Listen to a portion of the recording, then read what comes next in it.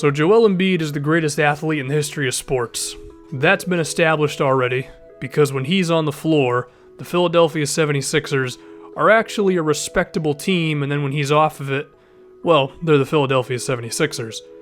So I would imagine that probably just paid attention to Embiid all this season, as I did and as pretty much everyone else has.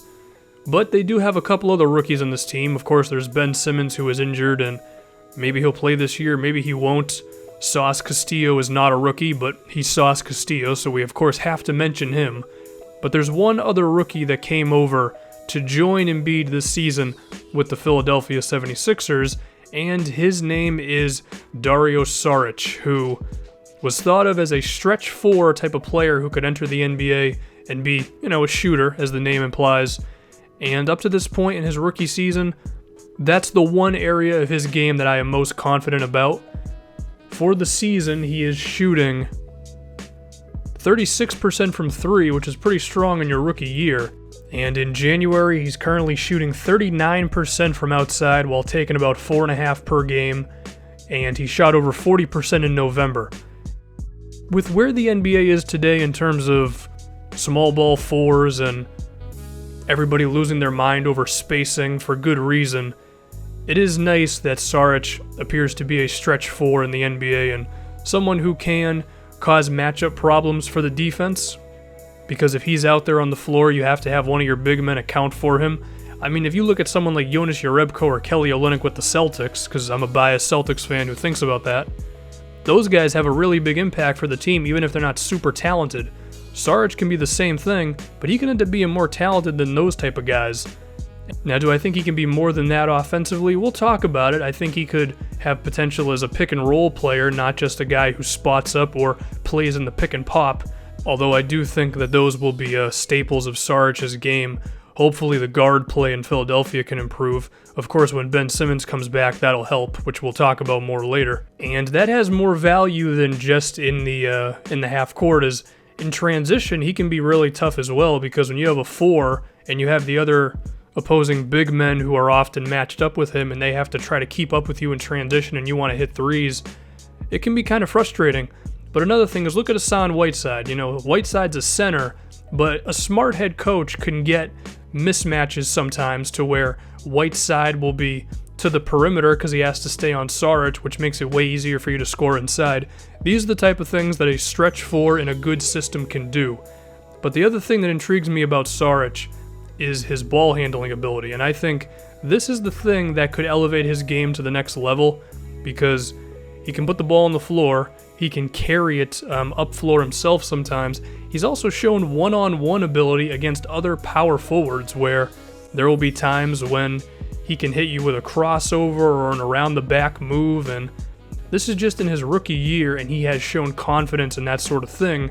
And of course, NBA power forwards, for the most part, are not guys who are often defending one-on-one isolation sort of deals, and of course, I wouldn't have Dario Saric ISOs be the backbone of my offense. But if it's another thing you can go to, hey, do your thing, I say.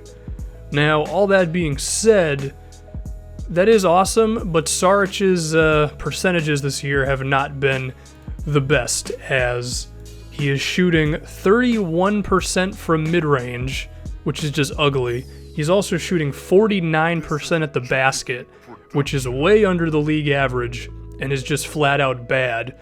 So he has some ball handling ability, but he hasn't been able to really translate it into putting the ball in the basket that often. But if he can improve his finishing as well as his mid-range game and perhaps develop some hook shots or floaters, now we're on to defense. Can Saric become a good defensive player? This is what I believe. There have been times this year where he's just looked kind of lost.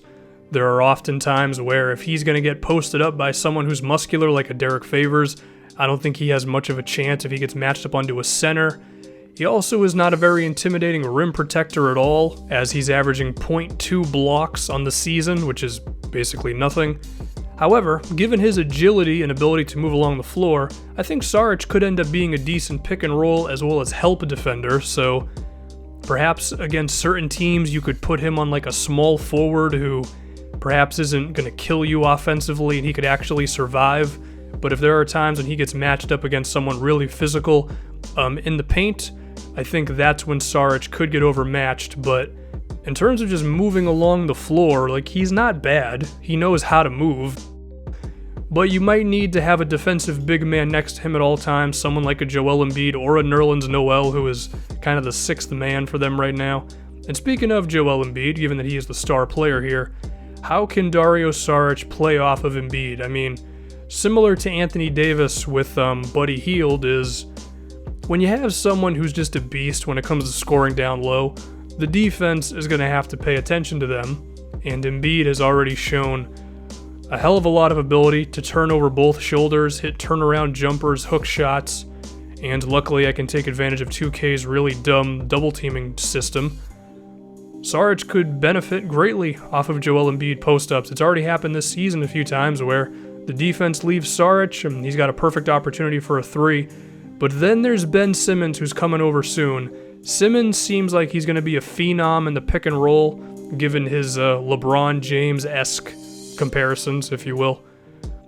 And a big man like Sarich can definitely use a ball handler like Simmons for pick and pops as well as pick and rolls, and it seems like those two types of plays is where Sarich is going to be most successful in the NBA. So if Sarich doesn't change too much about himself, I think as of right now he'd be like another Ryan Anderson. Very good three-point shooter, someone who can space the floor and definitely cause matchup problems, and if he's around the right type of players, then his lack of defense can pretty much be nullified. But I think Sarich is very interesting because in his rookie season, he's already shown an ability to dribble the ball and go one-on-one with opposing power forwards, and I mean, he was heralded for his passing before he actually came over to the NBA, so perhaps as he gets more comfortable, he can be kind of like a Lamar Odom-esque player. I don't think he'll ever have the sort of trust in his team to run the team kind of like a point guard, which Lamar Odom did for a time. But in situations where Sarich gets a rebound, brings the ball up floor himself, he can cause a mismatch and then kick it out to someone on the wing or whatever. I think Sarich could have value there. And then the last thing would be the defense. Getting stronger never hurts, and just getting smarter overall in terms of defending pick and rolls and all that. But I think he has the foundation of someone who can be a decent enough defensive player just because he's not like some big man who's in quicksand. He can definitely move. So he has a very good three-point jumper, which will fit in nicely in today's NBA, and I think he has a chance to grow into something more.